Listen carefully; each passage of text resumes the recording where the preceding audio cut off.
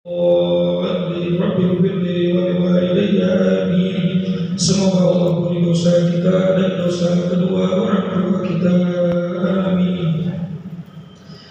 Bismillahirrahmanirrahim. Qala al-musannif rahimahullah ta'ala wa nafa'ana bi ulumihi wa amanna bi asra'ihi fid dharain, amin. Wal malaikatu haqqun, dan di antara yang wajib kita yakini dari apa yang dibawakan oleh baginda kita Nabi Muhammad SAW adalah berkeyakinan bahwa para malaikat-malaikatnya Allah haqqun, adalah hak, benar. La syakka fih, tidak ada keraguan di dalam hati kita untuk meyakini bahwa malaikat-malaikat itu benar adanya. Ini termasuk rukun iman. Qala Syekh Al-Laqani, berkata Syekh Al-Laqani, wal malaikatu ajsamun latifatun, para malaikat adalah jisim-jisim. Jisim itu artinya makhluk yang memiliki jasmani. Semua makhluk Allah memiliki jirim atau jisim, tetapi Allah Subhanahu wa ta'ala menurut akidah yang wajib harus kita yakini, itu akidah Ahlussunnah wal Jamaah, la jirma wa la jism. Allah tidak berjirim dan Allah juga tidak berjisim. Ya. Zatnya Allah tidak tersusun-susun, artinya jirim. Dan zatnya Allah tidak berjisim, tidak berbentuk seperti halnya manusia, malaikat dan jin serta yang lainnya. Kita cukup meyakini Allah itu ada, adanya Allah mukhalafatul lil, selesai. Gak usah terlalu banyak dibahas, karena kalau kepanjangan dibahas nanti mau liar. Intinya Allah ada, dan adanya Allah zatnya mukhalafatul, berbeda dengan makhluknya. Sifatnya Allah mukhalafatul lil hawadis, berbeda dengan makhluknya. Af'alnya Allah, perbuatannya Allah berbeda dengan makhluknya. Selesai. Sementara malaikat, makhluk yang Allah ciptakan, ajsamun, adalah merupakan jisim-jisim. Latifatun, yang sangat lembut. Nuraniyatun, yang berbangsa cahaya. Tadhhab fi surin syarifatin mukhtalifatin, yang para malaikat ini bisa nampak dengan bentuk-bentuk yang mulia, mukhtalifatin, dan berbeda-beda. Allah berikan kekuatan kepada para malaikat untuk bisa merubah jati dirinya menjadi apapun yang berbeda-beda dengan yang dia inginkan dan yang diinginkan. Tapi mereka pasti akan berubah atau akan menunjukkan sosok yang mulia, artinya yang dimuliakan. Meskipun punya kemampuan untuk berubah diri menjadi ini dan menjadi itu, gak mungkin malaikat berubah jadi tikus tua, gak mungkin. Kalau burung masih mending lah, ya, burung binatang-binatang yang mulia, atau manusia, tapi cirinya manusia juga bersih, tak kotor, gak bau. Dia punya kekuatan itu. Tapi hakikat dasar Allah ciptakan malaikat itu adalah ajsamun latifatun nuraniyatun, jisim yang sangat lembut, sebangsa cahaya. Itu hakikat zatnya malaikat, asalnya seperti itu. Lalu Allah berikan kekuatan kepada para malaikat bisa berubah seperti apa saja yang dia kehendaki atas izin Allah. Tapi yang dia akan menjadi sesuatu itu adalah sesuatu yang dimuliakan. Ya, nggak mungkin menjadi sosok yang akhirnya terhina atau terlihatnya jelek.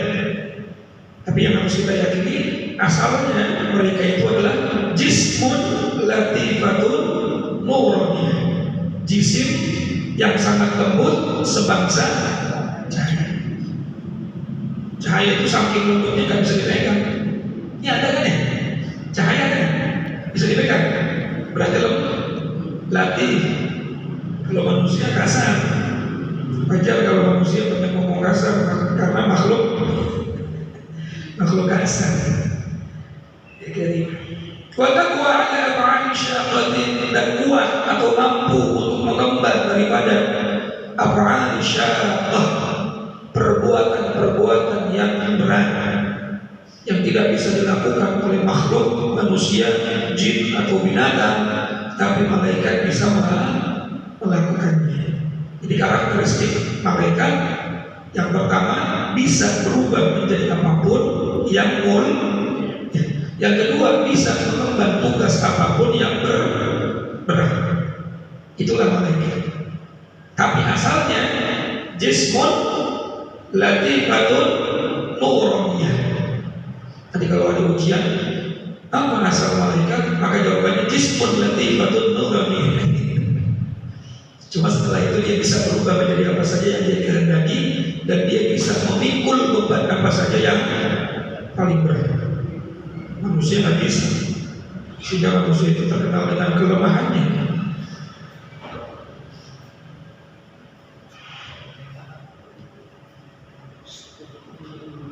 Allah yaj'alu dha'fin thumma yaj'alu ba'da dha'fin quwwah thumma ba'da quwwatin dha'fain dha'fa wa shibah.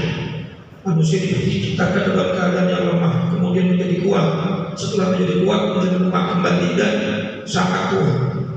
Manusia nggak ada yang sempurna dari diri manusia. Makanya Allah berfirman, la yukallifullahu nafsan.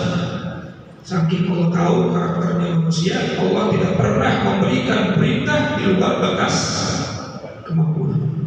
Sholat cuma 5 waktu lah, gampang, karena Allah tahu kalau berat-berat nggak mungkin sanggup. Puasa cuma dari subuh sampai maghrib, bisa dilalui oleh manusia. Kemudian apa lagi? Haji itu pun jika mampu. Kalau haji diwajibkan semua makhluk, waduh jalannya jauh kalau nggak punya duit, betul kan? Naik sepeda belum tentu ada yang mampu. Makanya haji hanya bagi yang mampu. Sehingga perintah-perintah yang Allah kembangkan kepada manusia semuanya pasti berdasarkan kemampuan manusia. Kami malaikat beda dengan manusia. Hum ibadun mukramun, para malaikat adalah hamba-hamba Allah yang dimuliakan. Karim, yuzibun, mereka senantiasa menekuni ala ta'ah, daripada ketaatan kepada Allah Subhanahu wa ta'ala, wal ibadah, dan perhambaan kepada Allah Subhanahu wa ta'ala. La yusabuna bil dukurah wal awil unafah. Malaikat tidak disifati dengan sifat laki-laki, juga tidak disifati dengan sifat wanita. Malaikat bukan laki, bukan pula wanita. Wahum Rasulullah, para malaikat itu semuanya Rasulnya Allah. Rasul bermakna utusan. Apa? Utusan. Utusannya Allah Subhanahu wa ta'ala. Ila anbiya'ih, yang diutus kepada para nabi. Kalau Rasul diutus oleh Allah untuk kafatan linnas, untuk seluruh manusia. Sementara para malaikat diutus untuk para nabi. Siulang lagi nih, malaikat Rasulullah, tapi diutus untuk para nabi. Perantara antara Allah dengan Rasulnya adalah malaikat. Sementara perantara antara Allah dengan manusia pada umumnya adalah para rasul. Allah ini berikan perintah, Allah ini berikan petunjuk, Allah ini berikan wahyu dan lain sebagainya. Maka Allah memberikan perantara kepada Rasulnya melalui malaikat. Setelah malaikat itu menyampaikan kepada para Rasul, Allah ingin pesan itu sampai kepada semua makhluk, maka Allah memerintahkan para Rasul untuk menyampaikan kepada manusia. Jadi perantara Allah kepada manusia adalah para nabi. Perantara antara Allah dengan para nabi adalah malaikat. Kemarin kita bahas ya, malaikat Jibril datang kepada Nabi Adam berapa kali?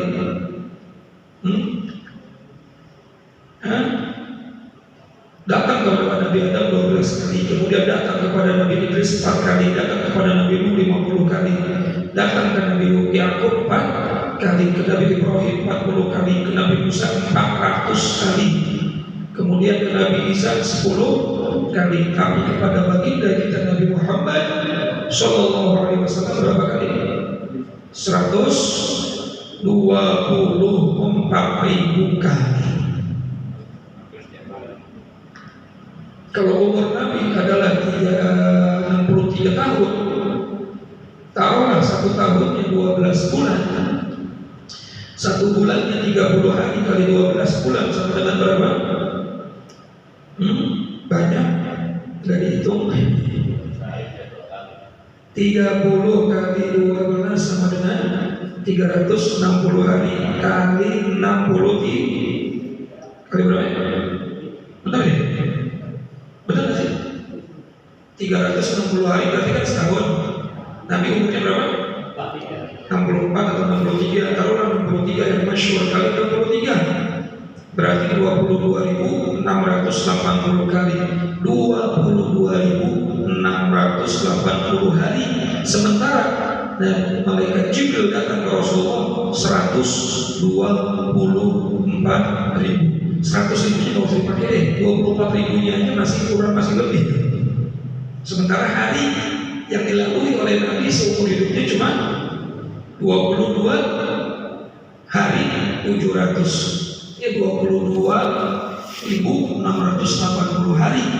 Sementara Jibril 124.000 kali, berarti sehari bisa 24 jam Jibril turun naik datang kepada Rasulullah. Bisa sekali, 2 kali, 3 kali, 10 kali, 100 kali, 1000 kali, wallahu a'lam.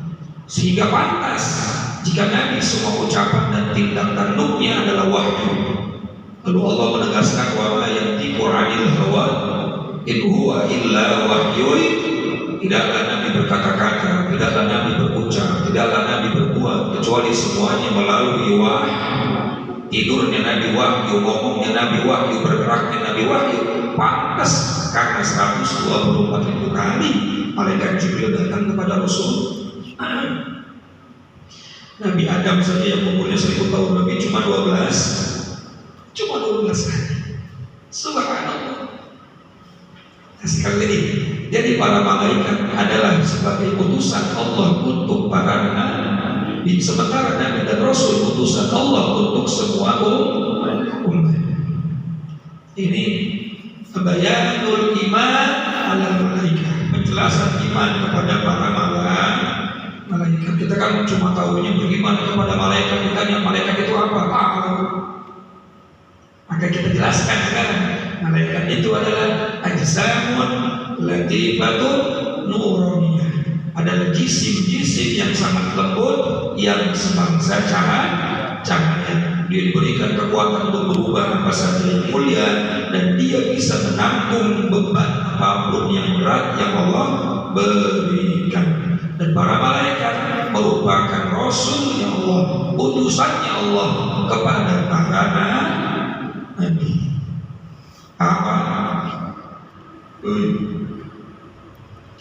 Wa unaihi ala wahyi, dan bukan cuma kepada para nabi, para malaikat juga diutus oleh Allah Subhanahu wa taala untuk menyampaikan sesuatu risalah, sesuatu hal, sesuatu wahyu, atau kalau misalnya bukan nabi, ilham ala wahyi, ya, kepada orang-orang yang dipercaya oleh Allah Subhanahu wa ta'ala, para wali, para orang-orang saleh, para abdal, para aqtab, para duha, para nujaba, para nuqaba, masya Allah. Itu mendapatkan ilhamnya dari para malaikat, dan malaikat menjadi wasilah antara Allah dengan makhluk tersebut.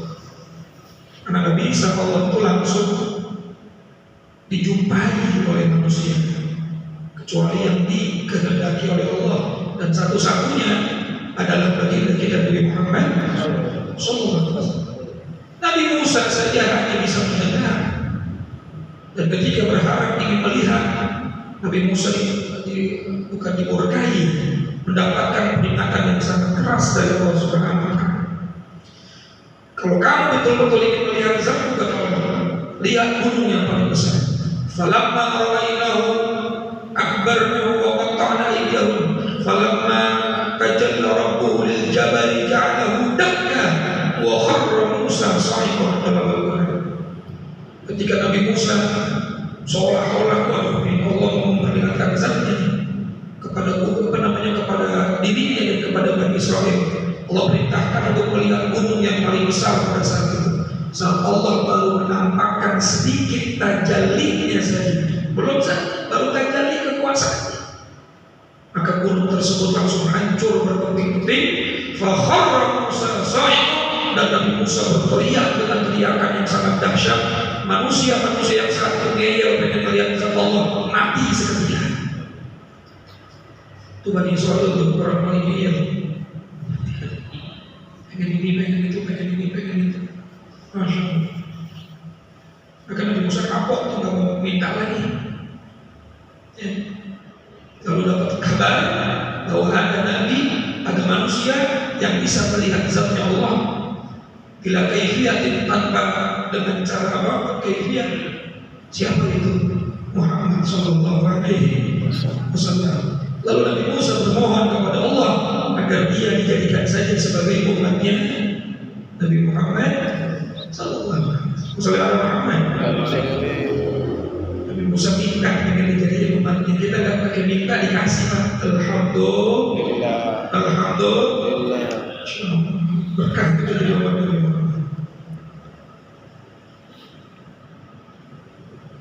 Wal jin, kemudian yang kedua ada jin. Ajsamun latifatun hawaiyatun. Jin itu adalah jisim-jisim atau sosok-sosok yang halus, yang berunsur hawaiyah, hawa atau udara. Kalau malaikat tadi apa? Cahaya. Kalau jin, hawa. Tatashakkalu bi ashkalin mukhtalifatin. Dia dapat berubah bentuk dengan bentuk-bentuk yang berbeda. Wa yazharu minha af'alun 'ajibah. Dan beberapa perbuatan yang ajaib, yang aneh dan mengagumkan. Minhumul mu'min, sebagian jin ada yang beriman. Wa minhumul kafir, dan sebagian lagi ada yang kafir. Wal muti', kemudian juga ada yang taat.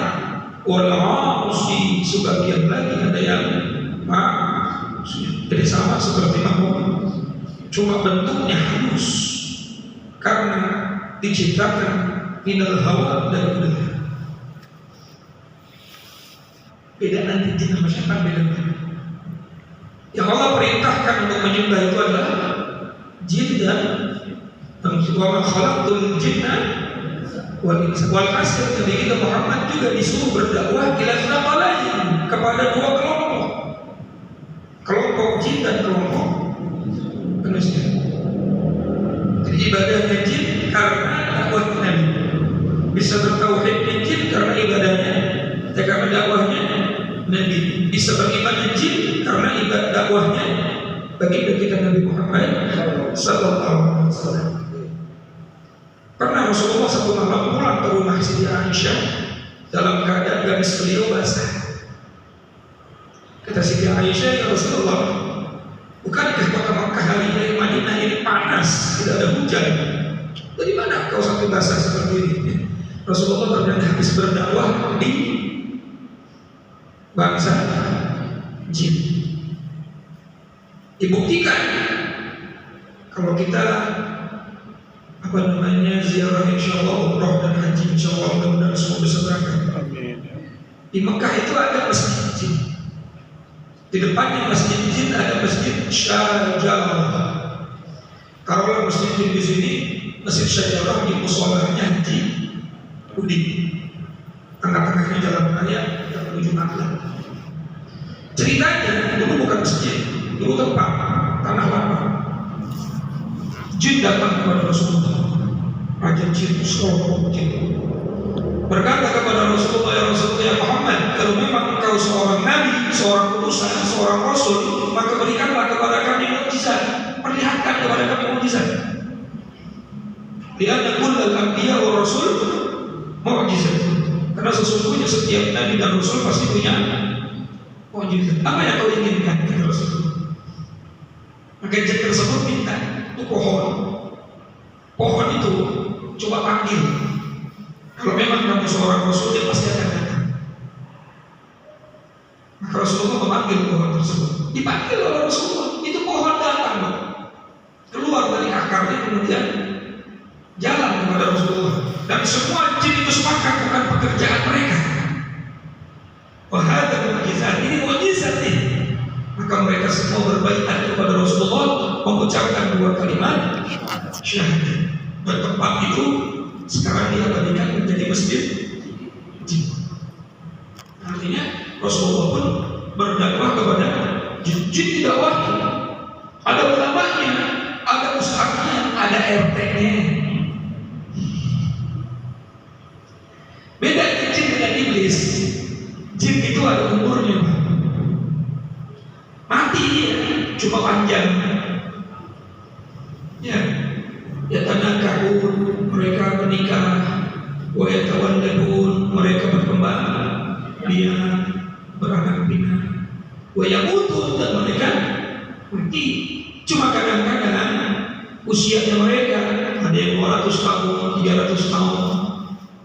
Maka wajar kalau orang ketempelan, dia tahu semua sejarah rumah itu. Ya, tinggal 100 tahun lebih lama dari dia tinggalnya. Betul kan? Kalau setan atau kalau iblis, mereka gak bakal mati. Anak keturunan iblis itu gak bakal mati. Karena memang dia minta sama Allah saat diusir dari surga. Dia minta sama Allah, Rabbi anzirni ila yaumi yub'atsun. Ya Allah, tangguhkanlah umurku sampai hari pembangkitan. Kalimatnya masih menggunakan Rabbi, berarti iblis itu beriman kepada Allah. Penyakitnya cuma satu, dengki, hasud sama Nabi Adam. Lalu timbullah sifat sombong, merasa lebih hebat. Itu aja tuh penyakitnya iblis. Kalau yang lainnya, insya Allah ibadah, iman. Maka Allah langsung jawab permohonannya supaya ditangguhkan umurnya sampai hari kiamat. Dijawab oleh Allah, qala innaka minal munzirin. Qala, Allah berfirman, innaka, sesungguhnya engkau wahai iblis, minal munzirin, termasuk makhluk yang usianya ditangguhkan sampai hari. Berarti doanya langsung dikabul. Doa dikabul itu bukan berarti orang itu dekat sama Allah, iblisnya dikabul. Dukun sakti-sakti dikabul. Nggak semua hal yang istimewa di dunia ini kemudian kita lihat seperti barokah. Enggak. Bisa jadi bernilai istidraj. Bisa jadi bernilai sesuatu yang dimurkai kalau sesuatu itu tidak digunakan untuk kebaikan. Lalu iblis itu siapa? Nah ini ya pertanyaannya. Maka buka surat Al-Kahfi sedikit lagi. Kana minal jinni fafasaqa an amri rabbih. Iblis itu adalah golongan jin yang pada saat dia diperintahkan oleh Allah untuk satu perintah, fafasaqa, dia fasik, dia ingkar. Kalimatnya fafasaqa, bukan fakafaro. Dia cuma fasik. Fasik itu melawan, bukan kafir, bukan apa? Bukan tidak percaya, tapi hanya fasik. An amri rabbih, dari perintah Allah Subhanahu. Jadi golongan jin yang tidak mau taat sama perintah Allah, jadi namanya apa? Iblis itu adalah bahasa namanya julukan. Nama aslinya iblis itu Al-Jazil. Dari golongan jin, namanya siapa? Al-Jazil. mendapatkan julukan iblis karena makna iblis itu ablasa an rahmatillah, lepas dari rahmatnya Allah karena sombong. Jadi kalau ada yang nanya iblis itu siapa? Jin. Jin yang bagaimana? Yang tidak patuh atas perintah Allah. Berarti jin ada yang patuh? Ya ada lah.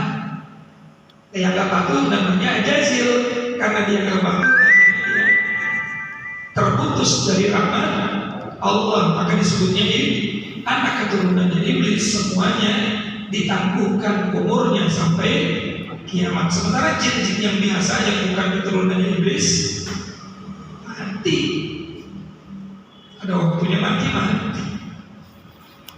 Paham kira-kira?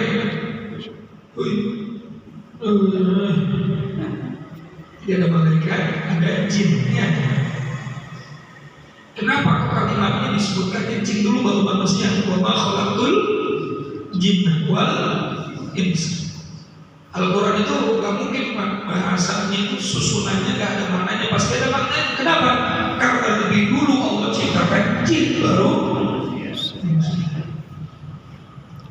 Persinahan itu dimulai dari kalimat azaniyatu.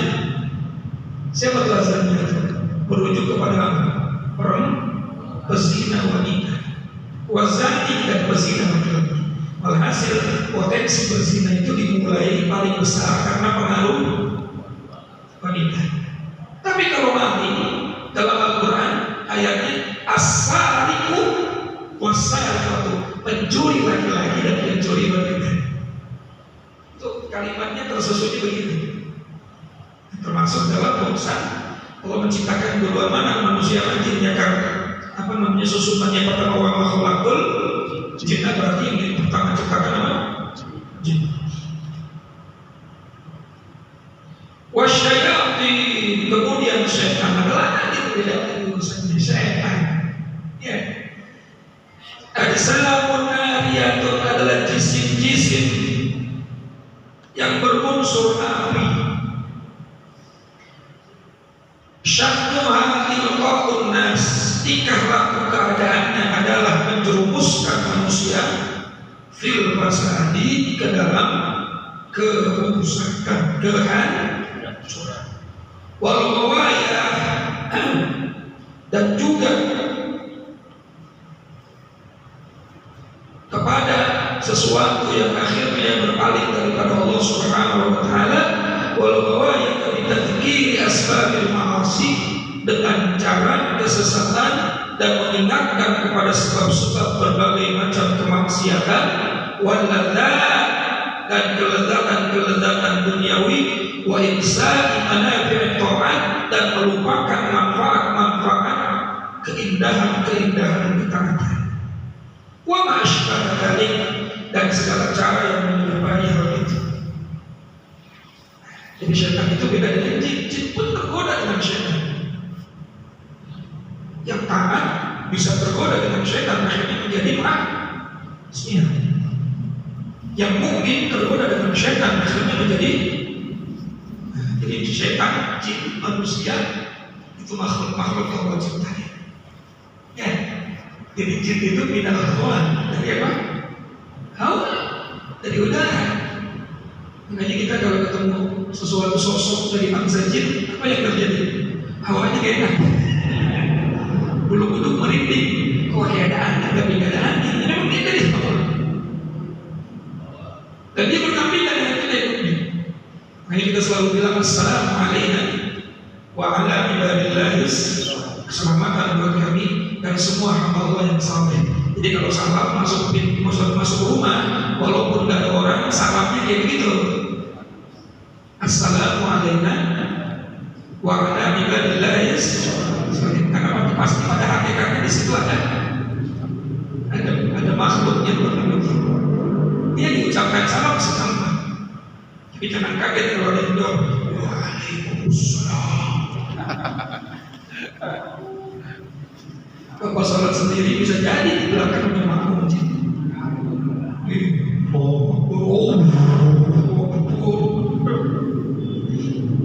Karena jin hakikatnya sama seperti makhluk. Ada yang beriman, ada yang taat, ada yang maksiat. diciptakan min ajsamin nariyah, ada nuroniyah cahaya, ada nariyah api. Kalau nar api, kalau nur cahaya. Kalau nar itu apa namanya zatnya, kalau nur cahayanya, walaupun dari api. Saya mau tanya dulu, ada lampu nggak? Nah, orang kalau pengen terang pakai api, betul kan? Api menghasilkan cahaya. Nah, hasil dari api itu namanya nur. Tapi apinya itu namanya nar. Paham ya? Paham ya? Fisiknya nar. Coba lihat. Api itu kira-kira api kira-kira ada nggak yang ke bawah? Ada yang ke bawah? Selalu. Makanya sifat syaitannya itu identik dengan sombong, karena dia selalu tinggi kan. Api itu begitu deh. Dia api sekecil apapun api nggak ada yang bawa ke bawah atau menyalain pasti ke atas. Maka syaitannya itu, kalau kita selalu merasa lebih tinggi, berarti kita sudah kehilangan sifat manusia kita dan sudah dikuasai oleh sifat syaitannya. Kemarin lagi ramai orang ngomongin akhlak ya. Padahal kalau ditanya akhlak jadi nggak ngerti. Akhlak itu apa? Saya mau tanya lagi. Akhlak itu apa?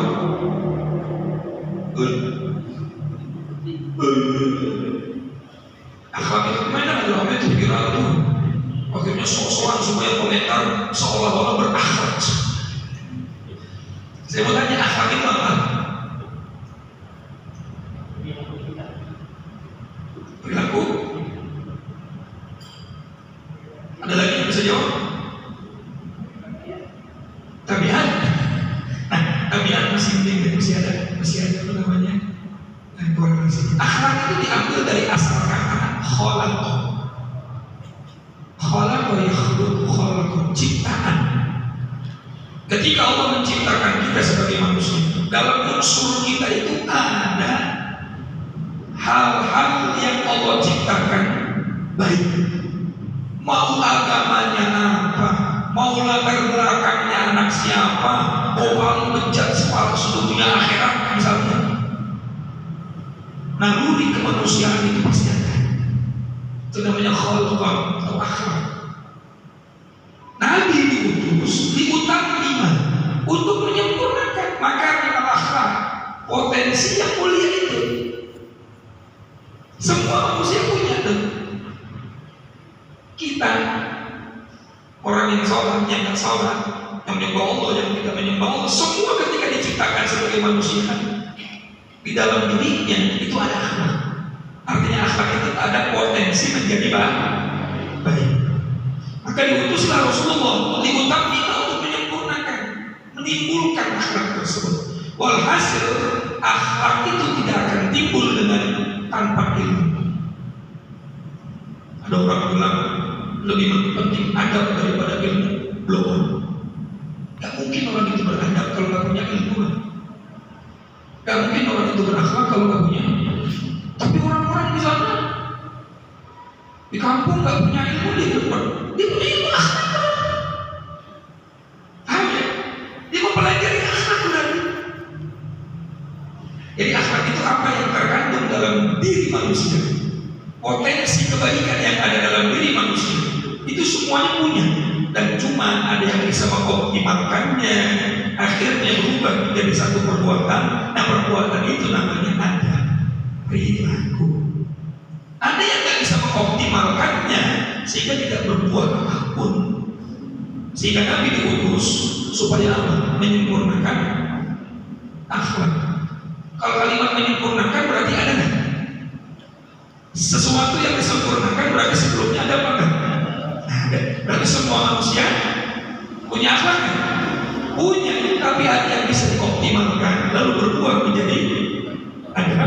Ada yang tidak pernah bisa dioptimalkan sehingga tidak memiliki ada. Padahal semua makhluk punya akhlak. Dan bisanya optimal karena ilmu. Betul kan? Ya buktinya Nabi diutus buat itu. Nabi diutus untuk menyempurnakan, berarti kan harus belajar. Karena tidak semua orang itu disebut berakhlak, beradab, kecuali apa yang dilakukannya sesuai dengan syariat. Kecuali apa yang dilakukannya tidak menabrak halal dan haram. Saya mau tanya, senyum itu bagus? Bu, senyum itu ada akhlak atau tidak? Baik atau tidak? Tapi kalau senyum sama laki orang,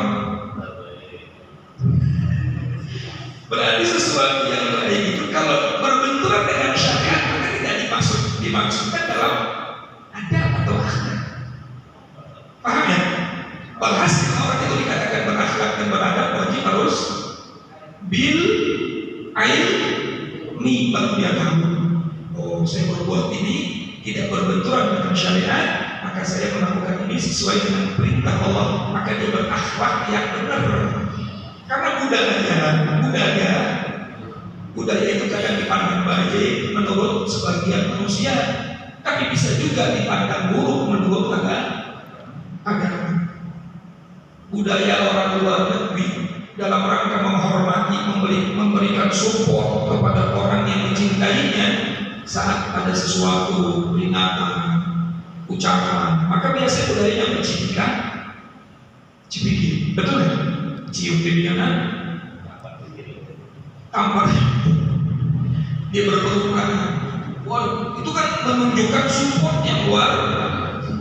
Menurut mereka bagus, tapi menurut agama bukan mahram. Jangankan cipika-cipiki, berpegangan tangan secara langsung saja. Kau ambil itu paku yang dari neraka, kau tusukkan ke atas kepala, lebih baik daripada kau harus bersentuhan dengan yang bukan mahram. Walhasil tidak semua hal yang baik menurut sebagian manusia itu dikatakan berakhlak menurut agama. Orang berakhlak itu wajib dengan ilmu, karena semua perbuatan baik baru dikatakan beradab dan berakhlak kalau sesuai dengan syariat. Nah, bisa dipahami bagaimana? Jadi akhlak itu ada dalam diri manusia seluruhnya. Potensi menjadi orang baik semua punya. Makanya Rasulullah diutus untuk mengembangkan, menyempurnakan daripada potensi itu dengan ajaran-ajaran mulianya. Walhasil orang tidak akan pernah berakhlak dan beradab tanpa belah. Lebih baik beradab daripada berilmu. Ngomong begitu aja sampah. Gimana ya? Terus aja. Bisa kembali ya? Masya Allah. Saya ulang lagi.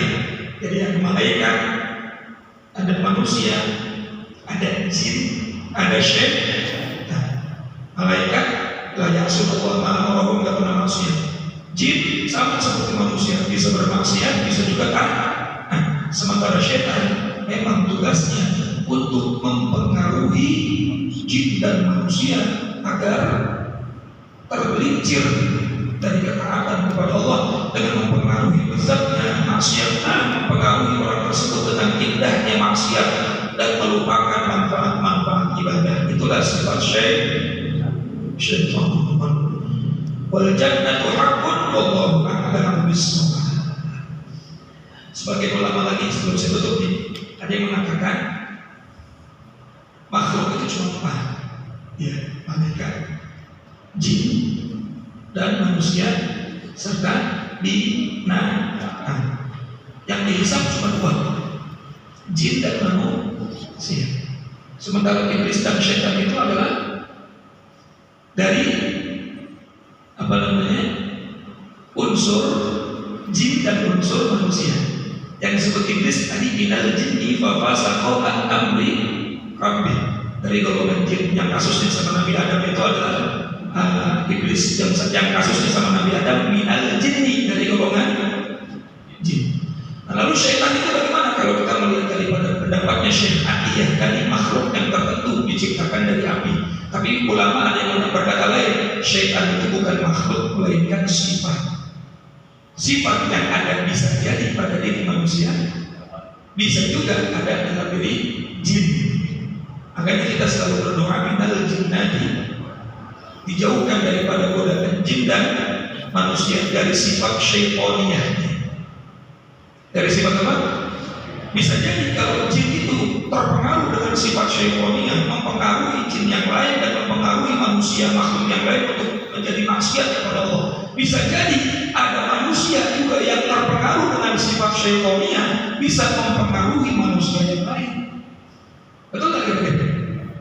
Makanya kita bukan cuma berdoa berlindung dari syaitan, setan yang berbentuk setan makhluk itu yang tercipta dari nariyah itu dari unsur api, tapi juga kita berlindung kepada Allah dari sifat syaitaniyah. Kalau sifat syaitaniyah bisa ada dalam diri manusia, bisa juga ada dalam diri jin yang terus mempengaruhi kita agar menjadi manusia. Contoh nih, bapak mau ngaji, udah mau ngaji, udah rapi, udah tinggal berangkat. Di WA sama temennya, ngopi bro, mau ngaji gampang, minggu depan masih bisa. Kemudian terpengaruh, akhirnya nggak jadi kan? Itu yang mau kita salahin, setan atau manusia?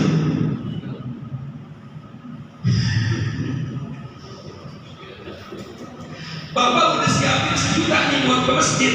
Ya masjid lagi butuh A, butuh B, butuh C. Ada duit lebih banyak deh, ada 1 juta. Ya tiba-tiba gininya ada yang tuh amplop kemana? Ke masjid. Berapa? 1 juta. Kebanyakan udah 200 ribu lagi. Yang tadinya mau 1 juta kurang dari 1 juta. Dia tinggal 200. Kira-kira itu yang kita mau salahin setan atau manusia? Jadi kata ulama sebagian memang itu pengaruhnya syaitan yang tadi diciptakan dari unsur api, tapi bisa jadi juga sifat syaitaniyah itu yang lebih besar dari syaitan itu sendiri yang ada dalam diri jin dan manusia, sehingga manusia bisa menjadi manusia yang bersifat syaitaniyah, dan itu yang lebih bahaya. Makanya jelas kita selalu berlindung minal jinnati, berlindung dari jin yang bersifat syaitaniyah, wanas, dan berlindung dari manusia yang bersifat syaitaniyah. Bukan cuma a'udzubillahi minasyaitonir rajim saja, tapi jangan lupa qul a'udzu birabbin nas, malikin nas, ilahin nas, min syarril waswasil khannas alladzi yuwaswisu fi sudurin nas minal jinnati wan nas. Yang godain kita menjadi waswas, yang godain kita akhirnya jadi kurang yakin, itu kadang-kadang datangnya dari anas, manusia itu sendiri yang memiliki unsur-unsur sifat syaitan. Makanya kalau mau ngaji baca Quran atau birabbin nas. Takut ada yang ngajakin mau. Iya, sehingga kita insya Allah kita mau sholat nih, disunahkan baca Quran atau birabbin nas ya, biar apa? Biar kagak ada was-was. Jadi tadi mudah-mudahan kita paham ya. Malaikat unsurnya paham, jin unsurnya paham, kemudian tadi syaitan unsurnya paham. Lalu iblis tadi siapa? Iblis itu minal jinni, adalah bangsa yang Allah ciptakan dari golongan jin. Golongan jin yang bagaimana? Fafasakho an amri rabbih, yang fasik. Allah mengatakan yang fasik bukan yang kafir. Walhasil hakikatnya iblis cuma fasik saja atas perintah Allah. Jadi kadang-kadang manusia lebih jahat dari iblis. Iblis masuk bagaimana? Kita udah auzubillah min wallahu a'lam. Sampai sini.